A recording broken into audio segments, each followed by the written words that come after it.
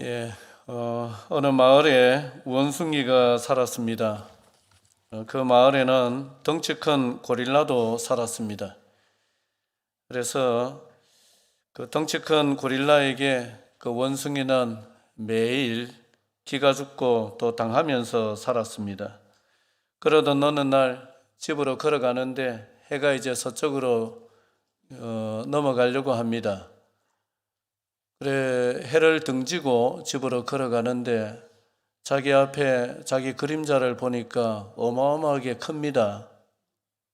그래, 생각이 들었습니다. 지금 내 그림자를 보니까 해가 질 때가 되면은 내 덩치가 고릴라보다 한 10배는 커지는구나. 그렇게 생각을 했습니다. 그림자가 커진다 생각 안 하고 자기 덩치가 커진다고 생각을 해서 옳거니 좋다. 해질 때 한번 쳐들어가자. 이래가지고 오후 시간에 맞춰가지고 쳐들어갔습니다. 누구한테 쳐들어갔습니까? 고릴라한테 쳐들어가서 고릴라 집에 대문을 팍 차고 고릴라 나와! 그날 이후로 그 마을에서 원숭이는 찾아볼 수가 없었습니다. 우리가 사람이 살아가면서 참 민감한 것 중에 하나가 힘입니다, 사실은. 어려서 제가 설날 때, 어렸을 때 기억을 더듬어 보면은 그 친척들 대소가가 모이면은 어른들이 자꾸 아이들 씨름도 해봐라, 팔씨름 해라, 뭐 이래 자꾸 붙여요. 누가 더 세냐. 그래가지고 막 이기면은 기분이 좋지만 지면은 기분이 나빠가지고 씩씩거리고 그렇게 했던 기억이 납니다. 어려서는 힘센 거, 덩치 큰 거, 이런 거 또 겨루기 하고, 나이가 들면은 국 끓일 때 간장 몇 스푼 더 넣어야 되냐, 몇 국자 넣어야 되냐, 그거 가지고 신경 좀 버리고, 또 남자들은 또 뭐 지위라든지 자리라든지 뭐 이런 거 가지고 또 신경전을 벌이기도 하고, 그렇게 평생 힘에 민감하게 또 살아가는 것이 우리 인간입니다. 오늘 본문에는 힘에 관한 이야기가 나와 있습니다. 10장에는 홍수 이후에 노아의 세 아들로부터 사람들이 퍼져나간 이야기가 나오는데 여러 사람의 이름, 그 족보가 기록되어 있습니다. 순서는 셈, 함, 야벳, 우리 입에는 이렇게 익숙해 있는데 여기에 순서는 야벳이 먼저 나오고 그 다음에 함이 그 다음에 나오고 또 셈의 후손이 그 다음에 나옵니다. 그런데 10장을 쭉 읽어보면은 누구 족보에 초점이 맞춰져 있느냐? 놀랍게도 셈이 아니라 함의 족보에 초점이 맞춰져 있고 그 함의 족보 중에서도 누구를 굉장히 주인공처럼 부각시켰느냐? 니무롯이라는 사람입니다. 다른 이름들은 그냥 이름만 언급하고 쭉쭉쭉 넘어가는데 니무롯에 대해서는 여러 줄을 할애해가지고 그가 어떠한 일을 했는지 그를 소개하고 있습니다. 그래 이제 니무롯은 세상의 첫 용사다. 여호와 앞에서 용감한 사냥꾼이 되었다. 이렇게 소개를 하죠. 8절과 9절인데 같이 읽어볼까요? 자, 시작. 구스가 또 니무롯을 낳았으니 그는 세상의 첫 용사라. 그가 여호와 앞에서 용감한 사냥꾼이 되었으므로 속담에 이르기를 아문은 여호와 앞에 니무롯같이 용감한 사냥꾼이로다 하더라. 니무롯은 세상의 첫 용사다 이래 말을 합니다. 홍수 이후에 새로운 인류의 첫 용사였다 그런 말입니다. 여기서 용사라는 말은 정복자라는 뜻을 내포하고 있습니다. 인류가 퍼져나가는 과정에 힘을 키워서 다른 부족을 또 정복하고 또 종으로 삼는 이러한 일들이 나타났고 그 중에 그런 일을 최초로 했던 사람이 니무롯이다 그런 말입니다. 이 니무롯이 여러 지역을 정복하고 도시를 건설했는데 10절부터 보면은 그 이름들이 쭉 나옵니다. 시날 땅이 나옵니다. 홍수 이후에 사람들이 동쪽으로 이동하다가 시날 땅을 만나가지고 거기에 무엇을 세웠어요? 처음 들어보는 이야기죠. 거기에 바벨이라는 도시와 바벨이라는 탑을 세웠습니다. 그 이야기가 11장 가면은 곧 나오죠. 그게 신할 땅이고요. 바벨, 에렉은 이제 우르입니다. 아브라함의 고향이었던 갈대아 우르, 그걸 에렉이라고 하죠.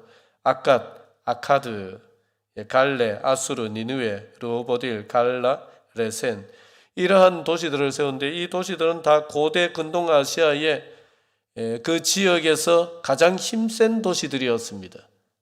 그 패권을 장악해서 많은 나라들을 정복하고 또 조공을 받기도 하고 종으로 잡아와서 부리기도 했던 그러한 무시무시한 위세를 떨쳤던 이름들이 다 여기에 나옵니다. 그러니까 이 니무롯이라는 사람은 모든 정복자의 조상이고 힘으로써 또 정복해서 군림하고 했던 모든 제국의 시발점이 되었던 사람입니다. 그 니무롯이라는 이름의 뜻은 사실 그 부모가 지었을 가능성은 적습니다. 이름의 뜻은 반역자라는 뜻입니다. 그 자기 아들 이름을 반역자라고 지을 리는 없겠죠. 누가 붙였겠어요? 누가 붙였겠어요?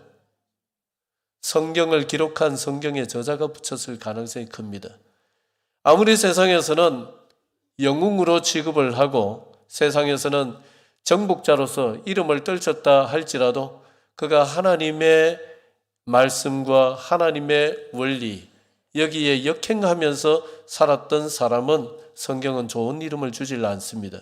그는 하나님을 대적한 반역자에 불과했다. 그래서 니무롯이라는 이름을 붙였습니다.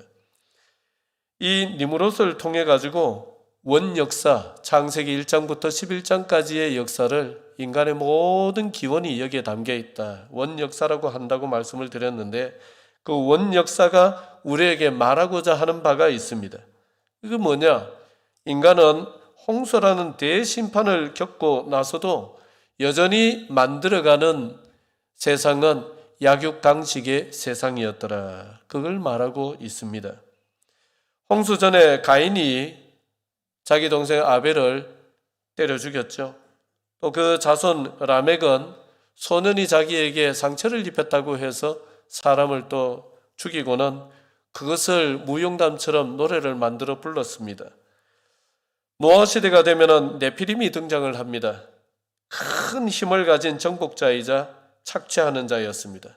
그런 문화가 쌓이고 쌓여서 결국은 온 세상이 이런 학대, 포악, 부패로 가득 차게 되자 하나님 어쩔 수 없이 심판을 단행을 하셨죠.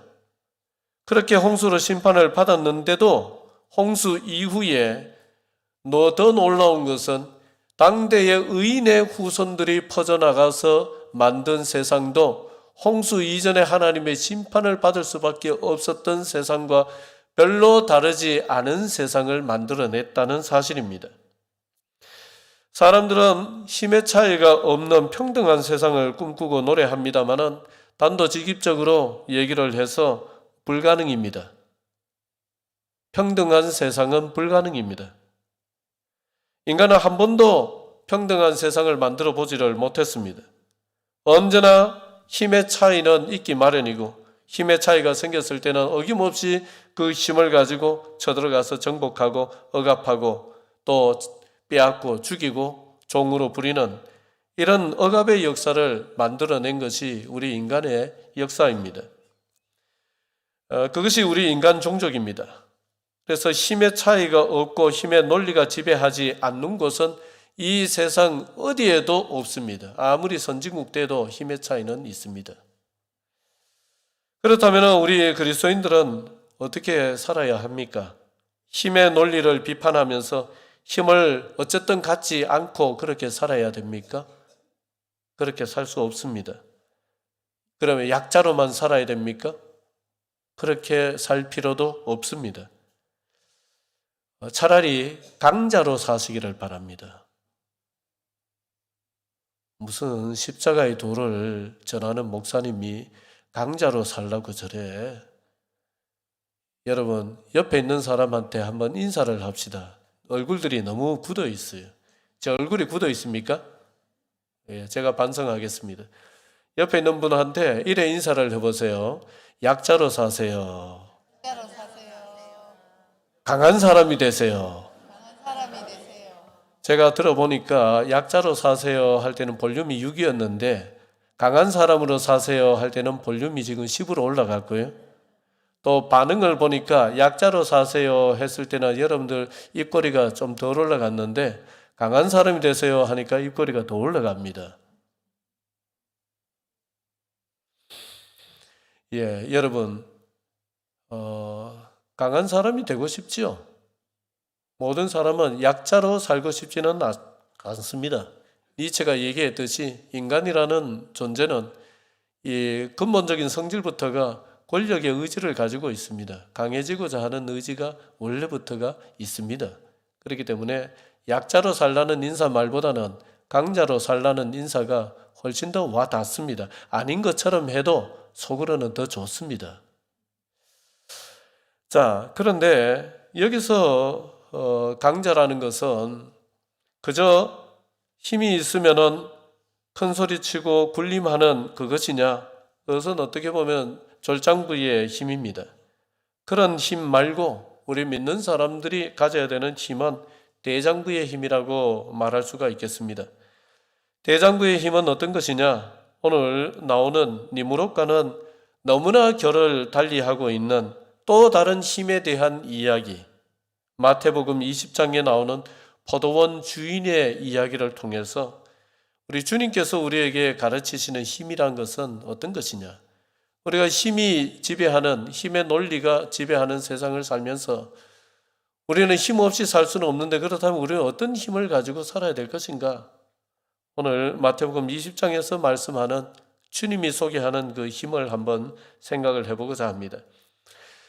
마태복음 20장의 앞부분에는 포도원 주인이 이제 포도원에서 일할 일꾼을 찾아서 골목에 나가보지요.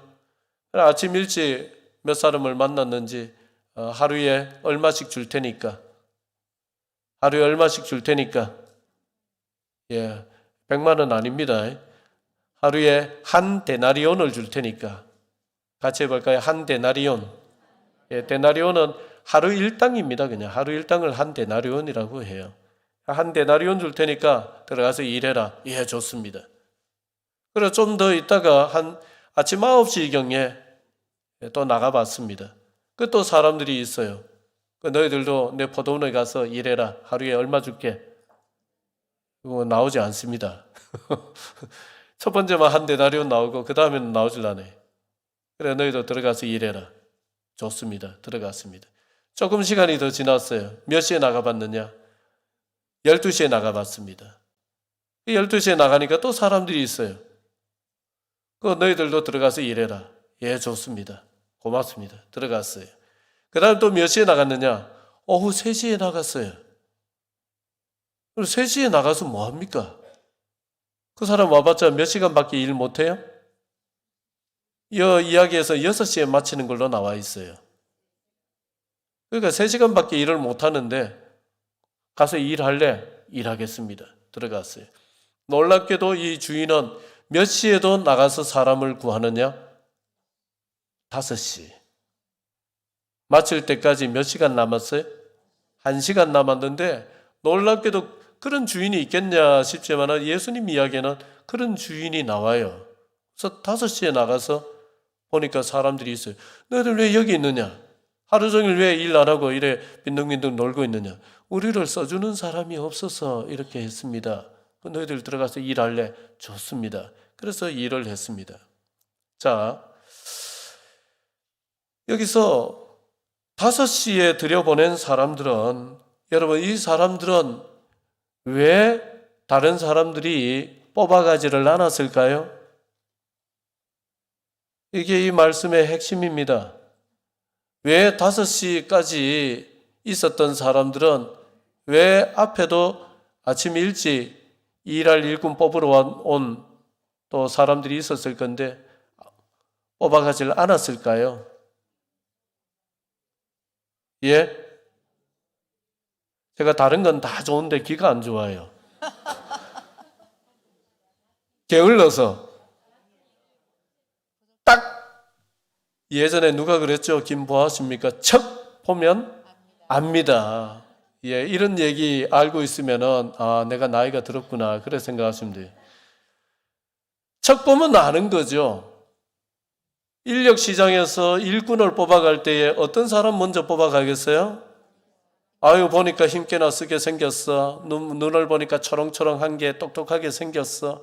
한마디 하면은 열을 알아듣고 일을 잘할 거야. 그런 사람 먼저 뽑아가겠죠. 그런데 오후 5시까지 남아있었던 사람들은 누가 보더라도 일을 잘할 사람 같아요? 못할 사람 같아요? 데려가면은 내한테 덕이 되겠어요? 덕이 안 되겠어요?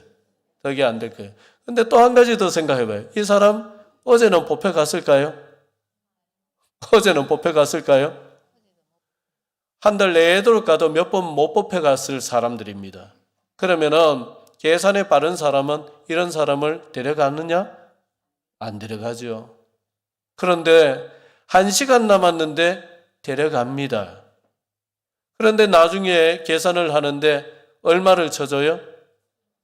이 사람들도 똑같이 한 데나리온을 쳐줍니다.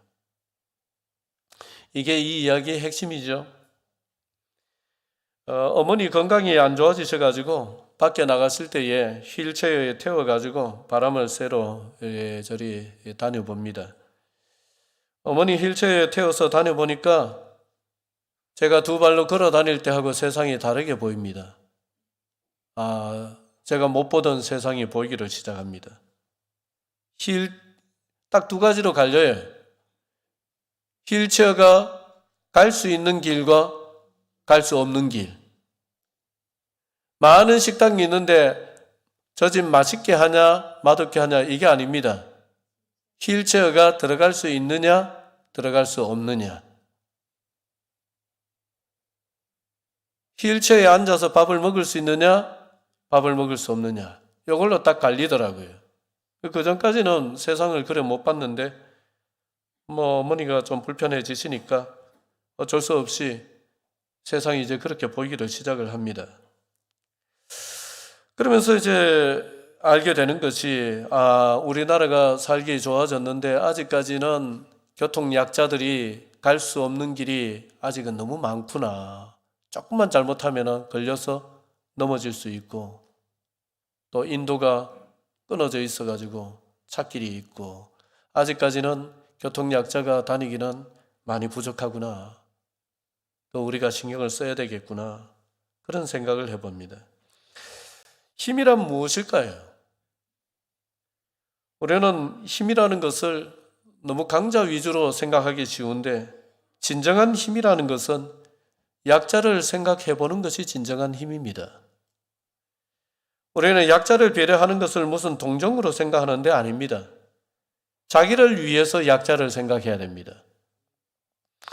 나도 언제 휠체어를 타게 될지, 언제 힘이 빠져서 아무도 뽑아가지 않는 처지의 인생이 될는지 누구도 장담할 수 없어요.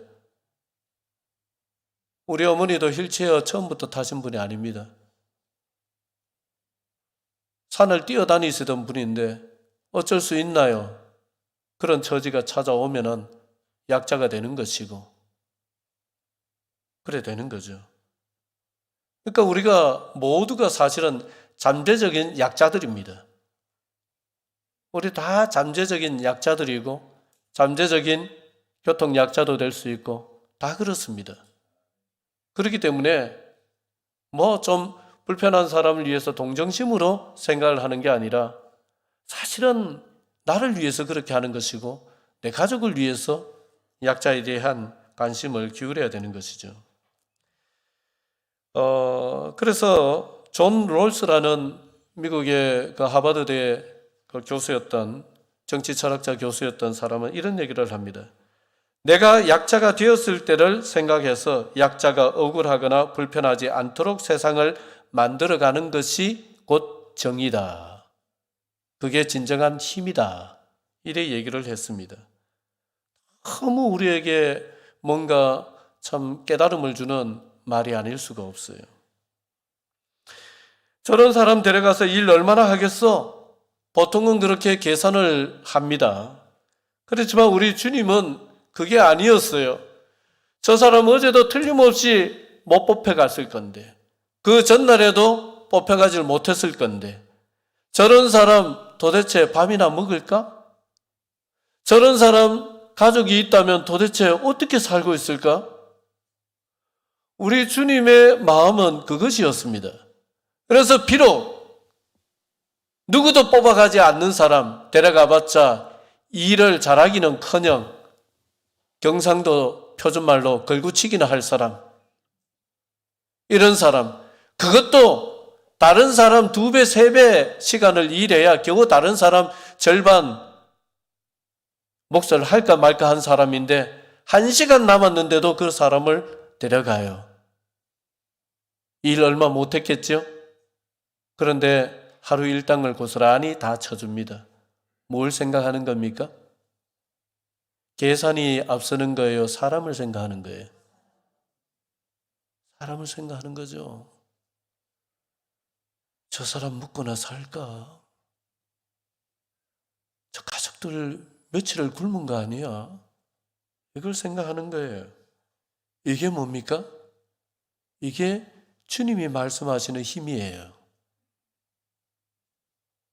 이게 주님이 말씀하시는 힘이에요. 우리 힘 이러면 막 이기는 것만 생각하는데 하나님 나라의 힘은 이런 것입니다. 세상의 힘이라는 것은 마찬가지로 약자를 향합니다. 그렇지만 세상의 힘은 왜 약자를 향하느냐? 약자 위에 군림하기 위해서. 하나님 나라의 힘도 약자를 향합니다. 왜 약자를 향합니까? 섬기기 위해서. 그 차이죠. 그래서 성경은 우리에게 청지기라 하시면서 5달란트를 맡겨준 사람은 5달란트의 역할을 해야 됩니다. 2달란트의 힘을 받은 사람은 2달란트만큼 또 섬겨야 됩니다. 이게 하나님 나라입니다. 여러분, 그렇게 하실 수 있기를 바랍니다. 약한 사람 몫을 챙겨주고 약한 사람들에게도 기회를 주는 것이 진정한 힘이고 하나님의 백성은 힘을 그렇게 사용해야 한다. 이런 말씀을 드립니다마는 그런데 그렇게 하면은 세상에는 그 선의를 악용하는 사람이 반드시 있기 마련입니다. 그럴 때는 어떻게 해야 될까요? 자, 마태복음 20장 10절부터 14절 좀 깁니다. 근데 성경을 같이 읽는 의미에서 한번 읽어볼까요? 시작. 먼저 온 자들이 와서 받을 줄 한 데나리온씩 받은지라. 받은 후 집 주인을 원망하여 이르되 나중 건 이 사람들은 1시간밖에 일하지 아니하였거늘 그들을 종일 수고하며 더위를 견딘 우리와 같게 하였나이다. 주인이 그 중에 한 사람에게 대답하여 이르되 친구여 내가 내게 잘못한 것이 없노라. 네가 나와 한 데나리온의 약속을 하지 아니하였느냐. 내 것이나 가지고 가라. 나중은 이 사람에게 너와 같이 주는 것이 내 뜻이니라. 먼저 와서 일한 사람들이 주인이 나중 온 사람들과 자기들을 똑같이 대하는 것을 보고 굉장히 기분이 상하고 이게 옳지 않다 이래 생각이 들었던 것 같아요. 그래 보이죠? 옳지 않은 것 같죠? 그냥 시간, 당 얼마 이래 계산하면은 이 사람들의 말이 맞는 것 같습니다. 근데 주인은 내가 잘못한 것이 없다 그럽니다. 왜 그래요? 처음에 얼마 약속했습니까? 한 데나리온 주기로 약속을 했습니다. 여러분, 이 사람들은 처음에 이 주인이 자기들을 뽑아갈 때에 기분이 나빠가지고 씩씩거리면서 억지로 뽑혀갔겠어요? 룰루랄라, 야, 오늘 일찍부터 나를 뽑아가는구나. 기분 좋다. 이러면서 갔을까요? 1번입니까? 2번입니까? 겪어보셨어요? 2번이겠죠. 2번일 것입니다. 그래서 처음에는 굉장히 고마웠을 거예요. 저 주인이 우리를 뽑아가는구나. 그 주인은 주인의 배려, 주인의 관심 굉장히 고마웠을 겁니다. 그런데 자기들보다 못한 사람들이라고 생각했던 사람들이 자기들만큼 받아가는 것을 보면서 고마움은 오간데 없이 사라집니다. 고마움은 불만으로, 불평으로, 원망으로 바뀌어버렸습니다. 세상에는 사실 이런 사람들이 적지 않습니다. 배려를 하면은 처음에는 고마워하다가 시간이 지나면은 당연하게 생각을 합니다. 내가 일찍 출근해서 다른 사람들보다 일찍 출근해서 청소도 하고 뭐 정리정돈을 해놓고 작업 시작할 수 있도록 다 준비를 해놓으면은 처음에는 고마워하고 칭찬합니다만은 나중에는 당연히 이게 누구 몫이 됩니까? 이거는 경험 안 해보셨어요? 당연히 저 사람은 당연히 하는 거야 이래 돼 버린단 말이죠. 물론 안 그런 작업장도 있고 안 그런 사람들도 있겠지만은 세상은 또 이런 사람들이 적지가 않습니다. 그 쇼펜하우어가 그랬죠. 호의가 계속되면은 뭐인 줄 안다. 권리인 줄 안다. 나는 호의를 베풀었는데 처음에는 고마워하다가 계속되면은 자기가 당연히 받을 권리인 줄 안다는 거예요. 그럴 때는 어떻게 해야 될까요? 오늘 이 성경에 마태복음에 나오는 일찍 와서 일했던 사람들, 그런 사람들이죠. 거기에 대해서 주인은 어떻게 합니까? 어떻게 해요? 따라 해보실래요? 까칠하게 대한다. 오늘 이야기의 주인공은 굉장히 까칠하게 대합니다. 아, 그래요? 제가 계산을 잘못했네요. 좀 기다려보세요. 더 쳐드릴 테니까. 그렇게 하질 아니하고 아주 단호하게 대하질 않습니까?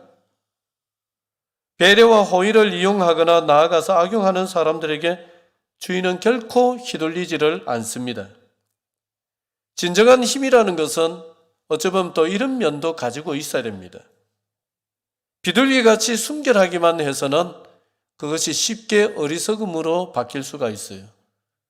그래서 우리가 배려를 하고 또 세상을 살 때에 더불어 살아갈 때에 우리는 나의 호의와 나의 배려가 쉽게 악용되는 것을 좀 허용하지 않고 살아야 됩니다. 어떻게 해야 되느냐? 뱀처럼 지혜로워야 됩니다. 어떻게 해야 되느냐? 오늘 이 주님의 이야기에 나오는 주인처럼 단호할 때는 단호하고 까칠할 때는 까칠하고 거절할 때는 거절할 수 있어야 됩니다. 우리 그리스도인들이 세상에 살면서 남들보다 조금 더 섬기고 해야 되는 것은 맞습니다. 그런데 내 섬김을 누군가 이용하려 들고 호의를 베풀었더니 호의를 권리인 줄 착각하는 사람이 있다면, 그것을 악용하려는 사람이 있다면 그에 대해서는 단호해질 필요가 있습니다. 왜 그러느냐? 내가 계속 이용당하지 않기 위해서도 그렇겠지만은 여러분 사회 전체를 위해서도 그렇습니다. 이 사회가 건강해지는 것은 사회를 지배하는 풍토가 건강해져야 되는 거예요. 곧 달리 얘기를 한다면은 이 사회 풍토 자체가 호의를 베푼 사람은 항상 손해봐야 된다면은 그 사회가 건강한 거예요? 남들보다 더 희생한 사람이 항상 이용을 당하고 밟혀야 되고 만만하게 그 사람을 대하는 풍토라면은 여러분 그 사회가 건강한 사회예요? 건강하지 않은 사회입니다. 그러면 누가 거기에 용기를 얻어서 호의를 베풀고 누가 거기에 또 도전을 받아가지고 나도 저렇게 살아야지 나설 사람이 어디 있겠습니까? 그러니까 이 사회 풍토가 하나님 나라를 닮은 사회 풍토가 되기 위해서는 때로는 좀 불편해도 까칠해져야 될 때는 어떻게 해라? 어떻게 해라? 까칠해져라.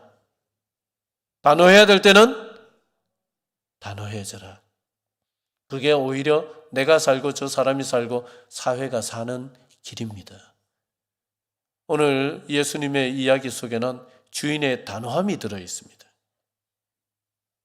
이런 힘이 사실 멋있는 힘이에요. 자, 마지막으로요. 이것은 요한복음으로 좀 건너뛰는데 요한복음 7장에 가서 보면은 대제사장 무리가 예수님을 잡으러 자기들 이제 수하에 사람들을 보낸 일이 있었습니다.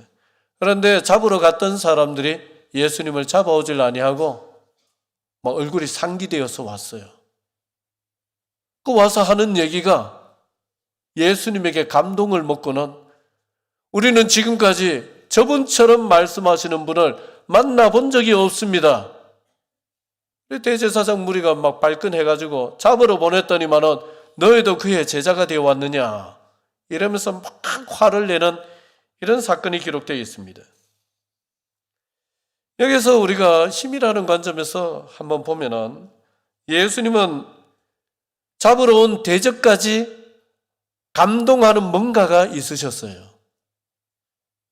그걸 뭐라고 표현을 해야 될지 뾰족하게 떠오르는 것은 없습니다만은 그냥 쉽게 표현을 해보면은 대적들까지 잡으러 왔던 대적들까지 감동하는 뭔가 인격, 품격, 뭔가 감동이 느껴지는 어떤 그런 요소가 예수님에게 굉장히 많았다는 것입니다.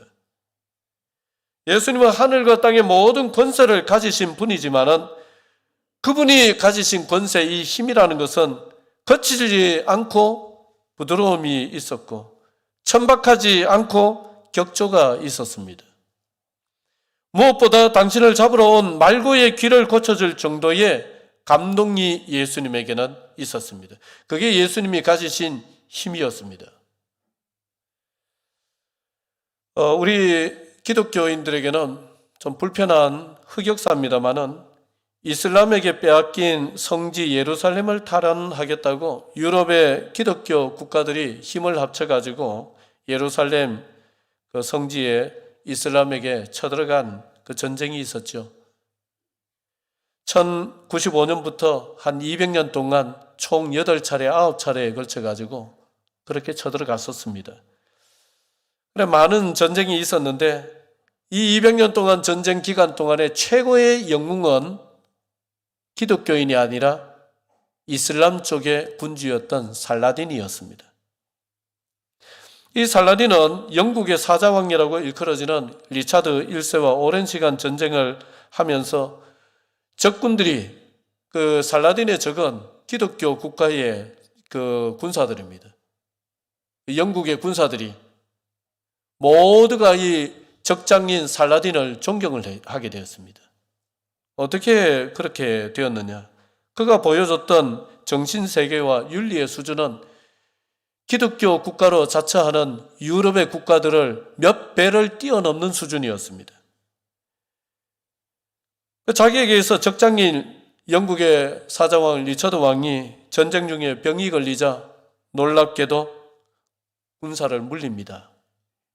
병든 사람을 칠 수 없다 해서 군사를 물립니다. 그리고는 신선한 과일과 또 열을 내리라고 귀한 얼음을, 옛날에 얼음이 얼마나 귀했습니까?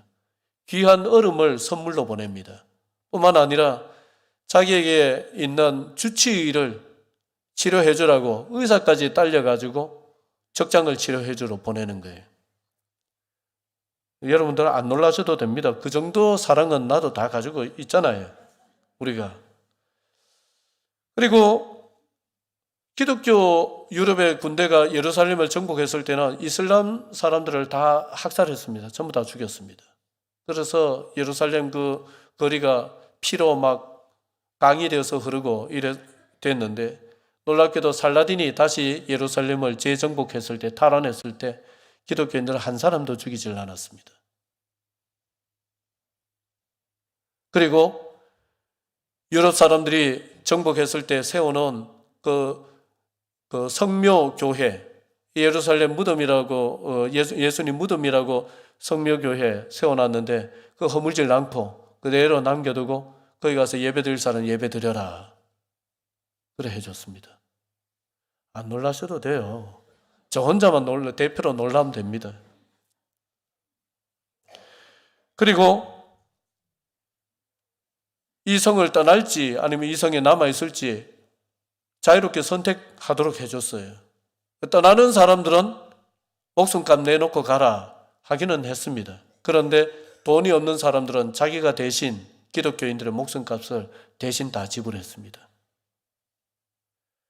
그렇게 했던 사람이 이슬람의 군주 살라딘이었고, 그 사람은 죽을 때 장례 비용이 없을 정도로 어마어마한 나라의 군주였지만은 무소유로 살았습니다. 그래서 유럽의 많은 사람들이 이 살라딘을 접하고 난 뒤에는 큰 충격을 받았습니다. 아니 어떻게 이교도인데 저런 격조 높은 인격과 그걸 실천하는 저런 삶을 살 수 있을까? 그래서 단테가 쓴 신곡에도 이 살라딘이라는 사람이 등장을 할 정도로 유럽에 어마어마한 충격을 줬던 인격자였습니다. 살라딘은 힘이 있었지만 힘을 어떻게 사용해야 하는지를 보여준 매우 격조 높은 군주였습니다. 반면 당시 기독교 쪽은 살라딘의 수준을 전혀 따라가지를 못했습니다. 예수를 믿는 자들이었는데 말입니다. 그로 인해서 이 예루살렘은 2000년 동안 이슬람 지역으로 남게 되었습니다. 칼과 창으로는 이길 수 있었는지 모르지만은 사람들의 마음을 사는 데는 이 살라딘을 능가하지를 못했기 때문에 그랬습니다. 여러분, 힘은 칼과 같아서 어떻게 사용하느냐에 따라서 향후 인생이 달라지고 역사가 달라집니다. 종교도 그렇고 국가도 그렇고 개인도 그렇습니다. 힘에는 무엇이 있어야 되냐? 힘에는 사랑이 있어야 됩니다. 힘에는 무엇이 있어야 되냐? 힘에는 격조가 있어야 됩니다. 힘에는 무엇이 있어야 되냐? 힘에는 그 누구도 넘볼 수 없는 고매한 인격이 담겨야 됩니다. 그럴 때 길게 갑니다. 무너지지 않습니다. 길게 갑니다.